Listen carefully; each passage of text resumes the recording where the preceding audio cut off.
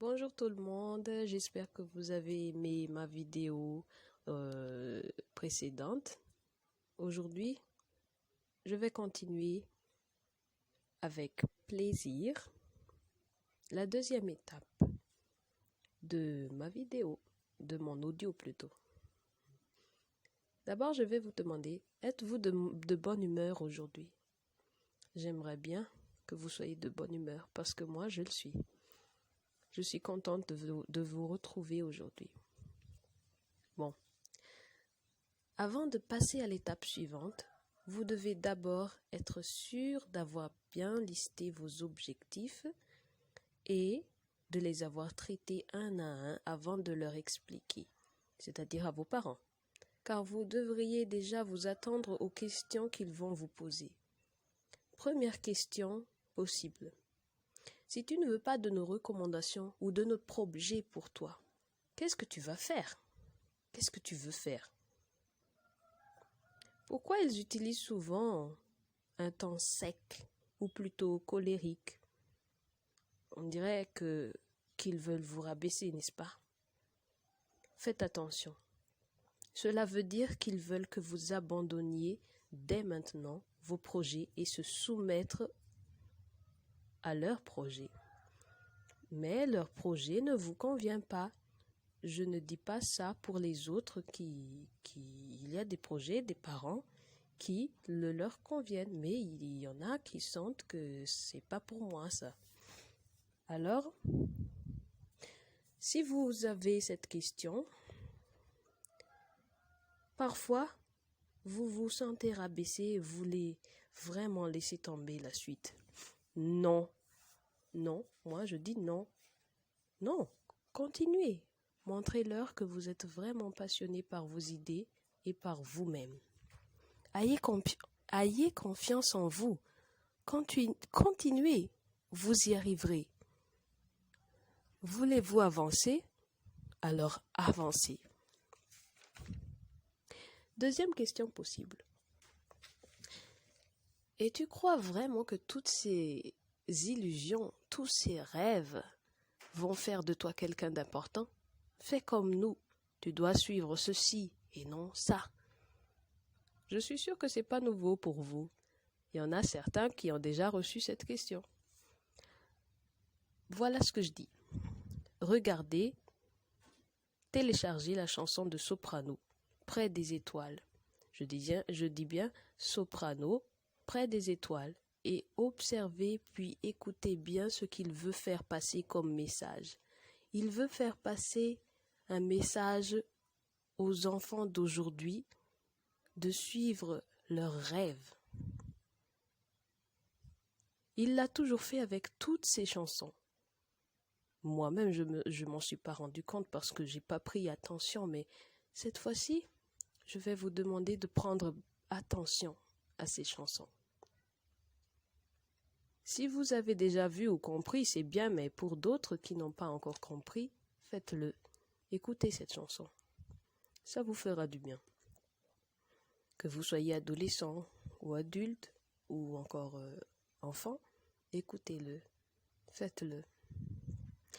Ces illusions qu'ils disent, c'est-à-dire nos parents, ces rêves qui ne sont que des rêves d'après eux, ont tous un sens. Quand ils étaient encore enfants, ils avaient rêvé eux aussi. Mais ils ne se souviennent plus, bien sûr, maintenant. Aucun rêve n'apparaît s'il n'a pas de sens. Vos rêves, vos désirs sont à portée de vos mains. Ils peuvent se réaliser si vous y croyez au plus profond de vous. Ne cherchez pas encore comment les réaliser tout de suite, mais vous devez d'abord y croire. La première étape est d'abord d'y croire de tout votre âme. Si vous croyez, oui, mes rêves vont se réaliser, c'est là que des pensées viendront automatiquement vers vous, vers votre esprit. Je dis bien automatiquement. Il y a des temps où vous parlez avec quelqu'un et soudain, il dit un mot et là, vous avez une idée.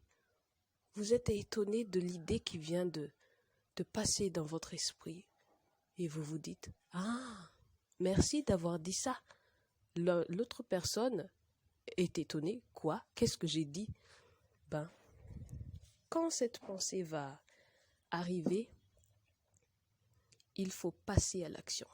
C'est-à-dire, levez-vous, asseyez-vous, sortez, quelles que soient les pensées qui vous viennent, appliquez-les tout de suite, même si ça vous paraît encore un peu flou.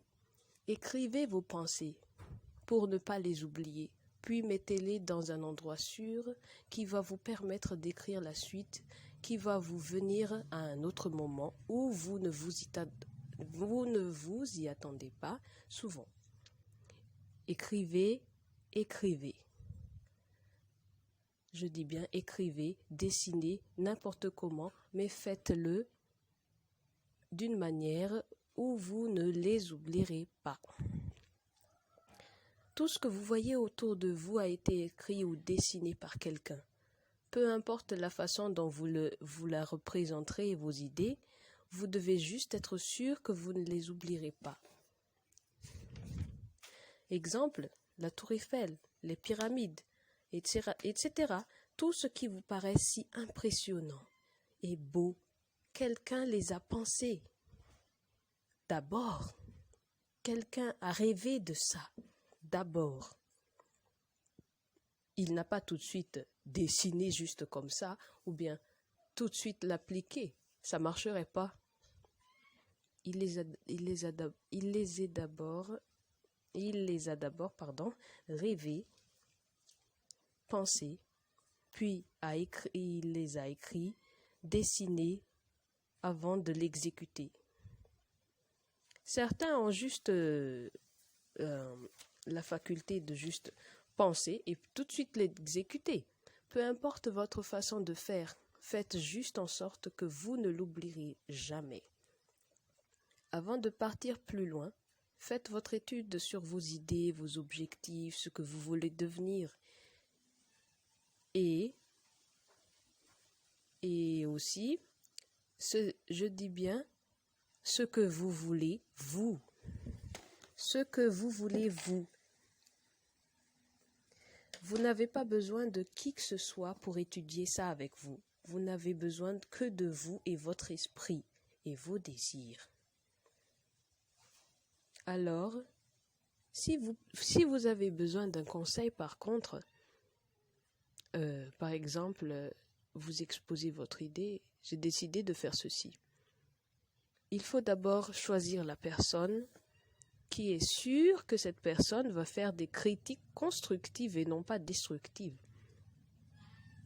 Donc, si vous croisez votre meilleur ami ou votre sœur ou vos parents, je ne sais pas, la personne dont vous avez confiance et vous lui exposez vos idées, si la personne commence par « Non, mais c'est du charabia, c'est n'importe quoi, c'est fou, c'est rien du tout ça », éloignez-vous de cette personne et cherchez plutôt la personne qui va vous dire « Je trouve ça bien, c'est une très bonne idée, mais je te conseille d'améliorer ce point-ci en faisant ceci. » Ça, c'est une très bonne conseillère ou conseiller. Alors, on se retrouve bientôt pour la suite.